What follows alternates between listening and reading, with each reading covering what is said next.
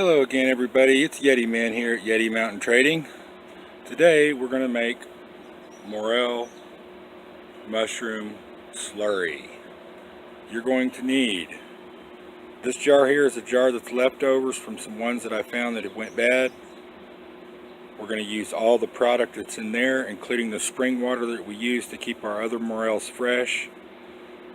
The Morels that I took out of here are now in the dehydrator dehydrating. You need 1 bottle of molasses, organic. You will need salt. Doesn't have to be kosher salt, but it doesn't need to be regular iodinized table salt, okay?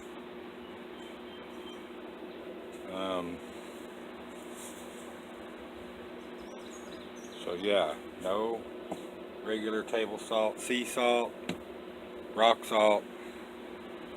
The process is really simple. You'll also need something that produces oxygen. I'm using an old oxygen compressor for a breather since we got Dad a brand new one. I've been using this one for a couple years. Again, Morel specimens, pieces of Morels. Right here we have cut ends from some that I fried the other day, stems and whatnot. Now this is not 100% guarantee. There is no 100% guarantee when you grow mushrooms. This is just to hopefully instill the mycology around the ash trees that I have on my property that don't produce Morels. So if you have the same problem, this is something you can try. So the process is really simple.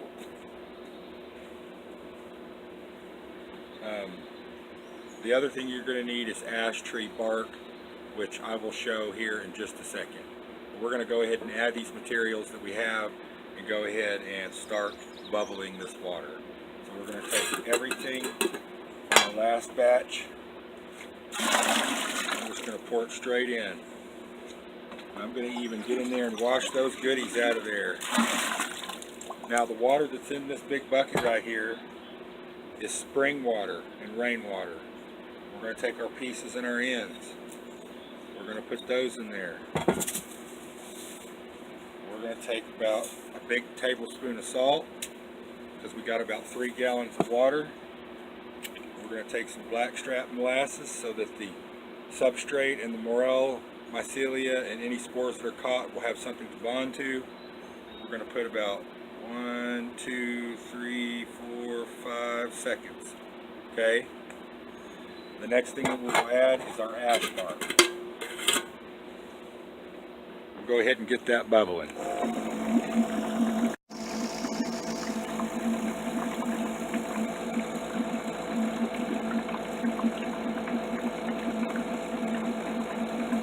Once we add our ash bark, we'll go ahead and add some more rainwater to this till about 3/4 full.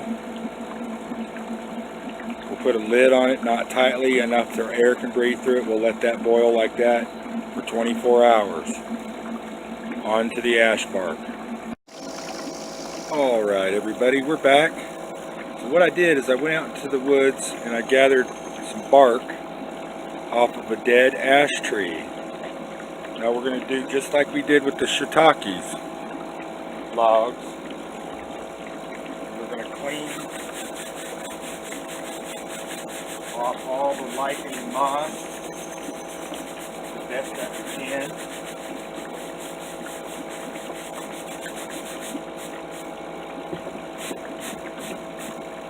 I'm going to grab a knife.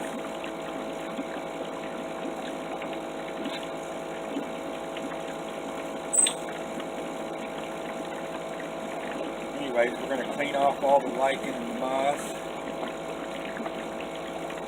And then we're going to break this up into manageable pieces. Of course, the more you break it up, the more you have to spread. And what's going to happen is we've already had this in the chest for, I don't know, 12 hours. We're going to let it go another day and night. hopefully we can get that to bond to this,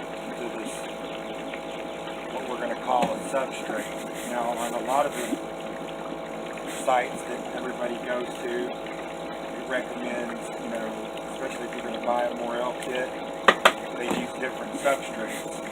I'm going to use a substrate that's native to the Morel spore. And that's why we're using raw ash tree bark. Yeah, so we're just going to clean the lichen off. This is lichen. We're going to clean that off. And then we'll get some gloves and we'll crumble that up, okay? Be right back. Okay, now that we've managed to clean our bark up the best that we can, we're going to take our pieces of ash tree. We're just going to move the pump a little bit. We're just going to break it up like that. Okay? Not everybody can do it like this. The other thing I wanted to point out is this ash tree bark came from a live tree, and what had happened is the wind had snapped a limb out of it. So the tree is still partially alive. I don't know if that'll have any effect. We'll just break it up like this.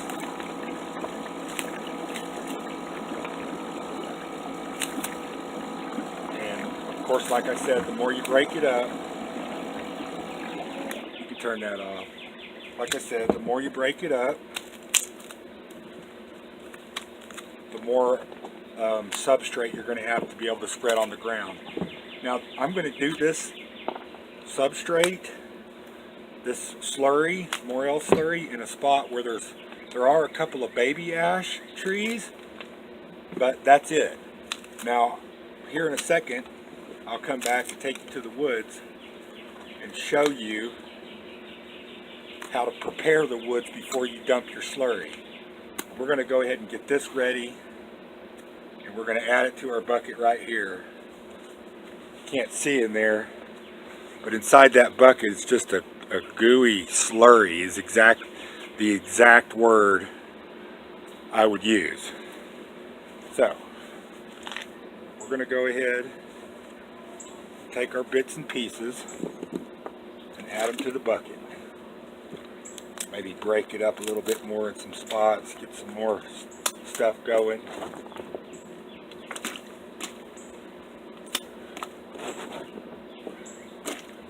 Now, like I said, on other people, they use different types of substrate. We are not. We are going to use ash tree. It's what we have access to. So we'll turn that back on.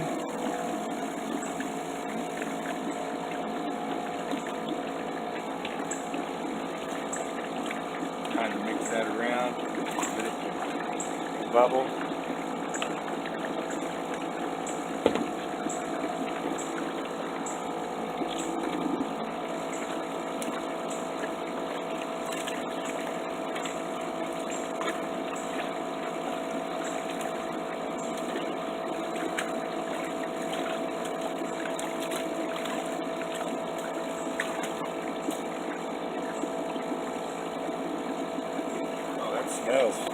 Smells pretty wild. It doesn't smell bad, it smells sweet.